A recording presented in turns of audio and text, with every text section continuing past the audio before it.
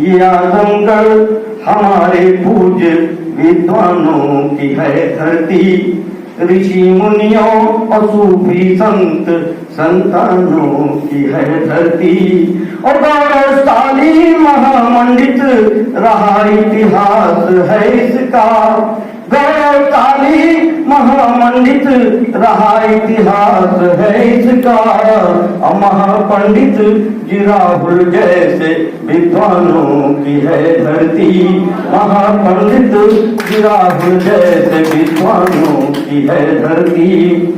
और हिंदी उर्दू अदब होती जहाँ पहचान की धरती, हिंदी उर्दू अदब होती जहाँ पहचान की धरती।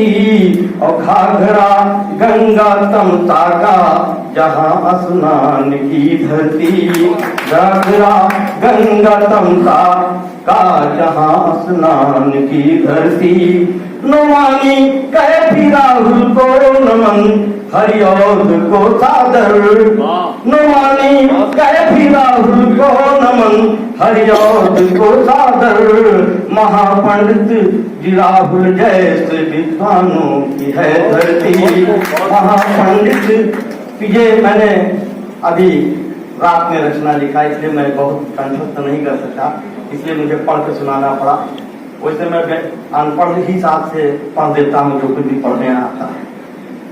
कुछ अगर आप कहें यहाँ मात्र शक्तियाँ बैठी हुई हैं, तो मैं चाहता हूँ कि कुछ ऐसी रचनाएं दूं जो कि मेरे मन में सोचा, मैंने बहुत कुछ था दूसरा कुछ पढ़ने के लिए, लेकिन मैं आज पढ़ना चाहता हूँ कि ऐसे बातें जो मात्र शक्तियां हैं हमारे परिवार में सभी लोगों के साथ। हम किसी के पिता हो सकते हैं, किसी के पुत्र हो सकते हैं, किसी के पति हो सकते हैं, और इसी तरह से कोई भी माता हो सकती है, किसी की बहन हो सकती है, किसी की बेटी हो सकती है।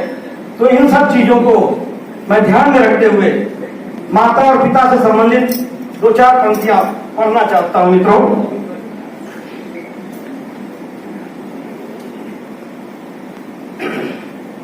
कुछ मांगना है अगर तो उसी रब से मांगिए, और फैला के अपने हाथ नहीं सबसे मांगिए, फैला के अपने हाथ नहीं सबसे मांगिए। कुछ मांगना है अगर तो उसी रब से मांगिए, और फैला के अपने हाथ नहीं सबसे मांगिए। और दुनिया की सारी नेमतें मिल जाए खुद ब खुद, बस एक दुआ माँ बाप के लब से मांगिए, बस एक दुआ माँ बाप के लब से। माँ बाप के होठों से अगर आशीर्वाद के दो शब्द निकल गए मित्रों तो जीवन सफल हो जाएगा, और नहीं तो सारी जीवन आप संघर्ष करते रहिए, कोई फायदा नहीं होता। और आगे की पंक्तियां मैं पढ़ना चाहता हूं मित्रों कि माता पिता की बात कभी भी न टालना, और दुख और गमों का बोझ भी उन पे न डालना, दुख और गमों का बोझ भी उन पे न डालना।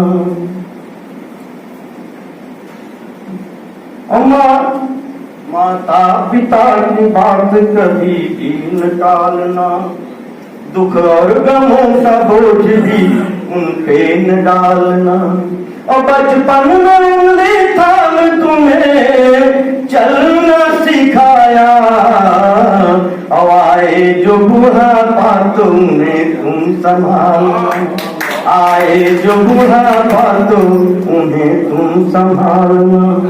और माता के लिए कहना चाहता हूं मित्रों कि माँ की दुआएं हरगिज खाली नहीं जाती, माँ की दुआएं हरगिज खाली नहीं जाती, और भर जाती इतनी झोली संभाली नहीं जाती, भर जाती इतनी झोली संभाली नहीं जाती।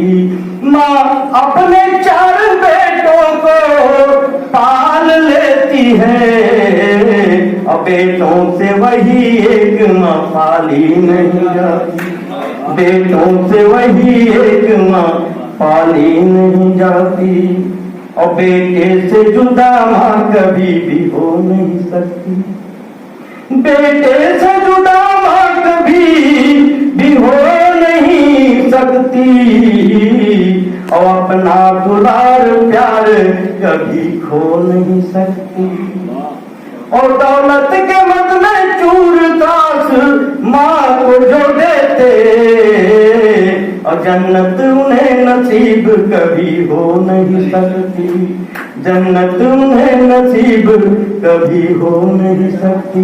इसी बात में कहते हैं मित्रों, जब बच्चा बड़ा हो जाता है तो माँ बाप को रिजेक्टेड समझता है, उनको सम्मान नहीं देता।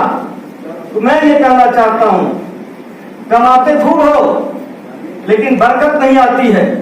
उन्हें है फिक्र कि दौलत कहां से आएगी, उन्हें है फिक्र कि दौलत कहां से आएगी, सवाल यह है कि बरकत कहां से आएगी।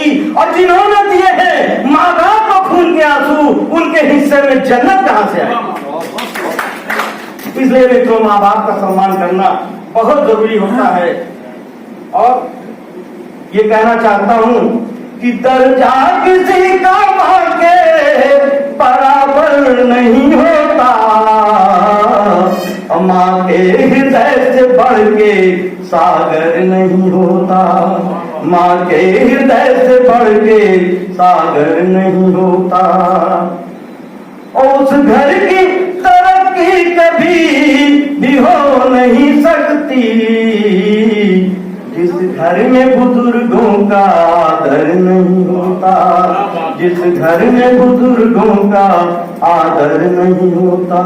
आज यहाँ उपस्थित हैं महापंडित राहुल शास्त्रायन जी का, तो ये आज ये महफिल, ये क्षमा, ये जो कुछ भी है वो सब कुछ, और मैं जो भी यहाँ आया हूँ वो सब कुछ हमारे परम आदरणीय प्रेमी जी की देन है, कृपा है, और मेरे बड़े भाई हैं, आदरणीय हैं, और संजय जी मेरे अनुज हैं, उन्हीं का आवाहन, उन्हीं का सहयोग, उन्हीं का जो भी समझिए।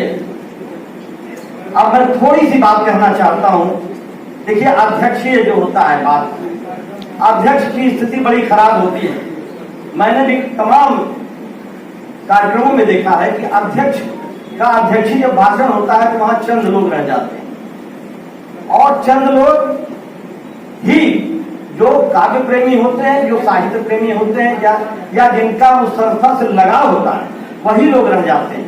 मैं तो बड़ा आश्चर्य में हूँ कि जितने लोग मैं कुर्सियां भरा पहले देखा था, उतने ही कुर्सियां भरी आज देख रहा हूँ। इसलिए आप लोग जो बचे हुए हैं वो कितने आदर के पात्र हैं, मैं आप सबको बार बार प्रणाम करना चाहता हूं।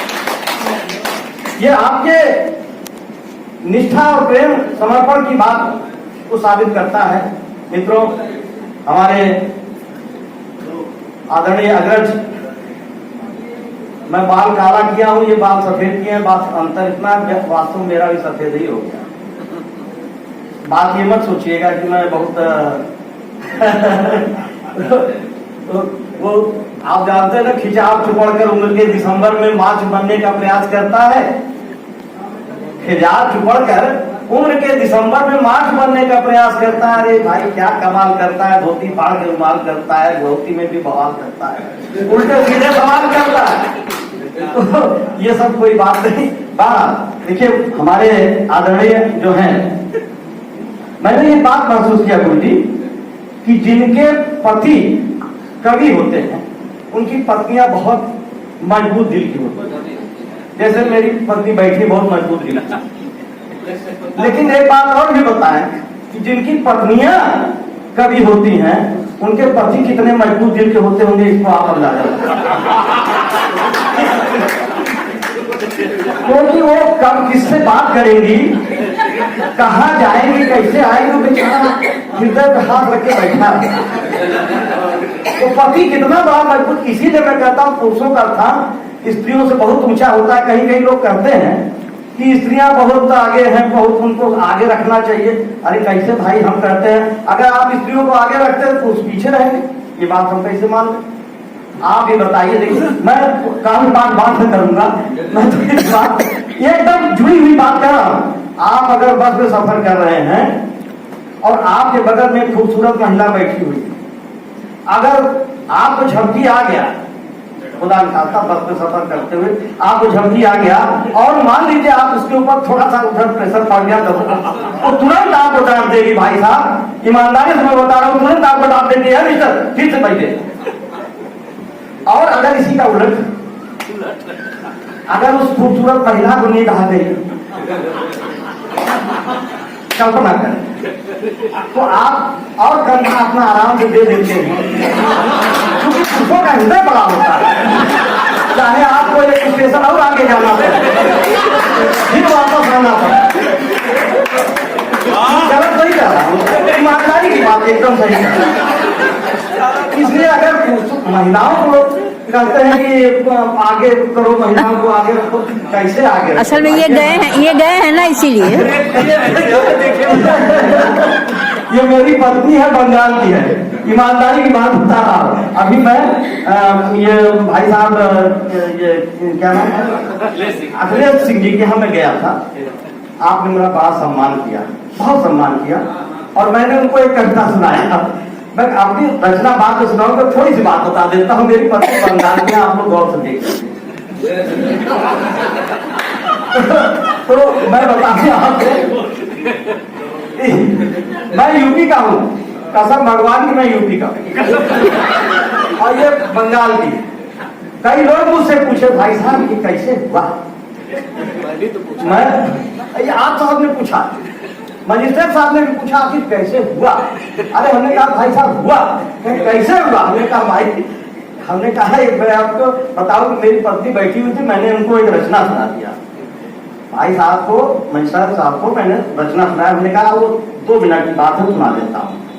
एक दिन एक सज्जन मेरे घर आए और मेरी पत्नी को देख के मुस्कुराए,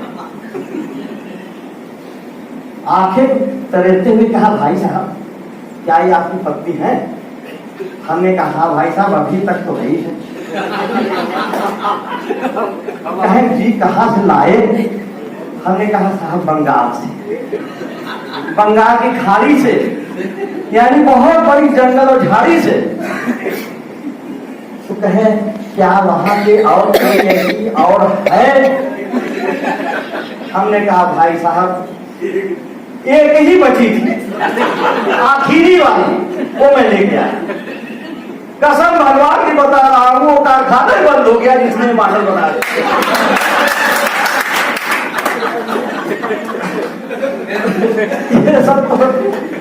ये सब तो ये कविता नहीं, ये मन की बात।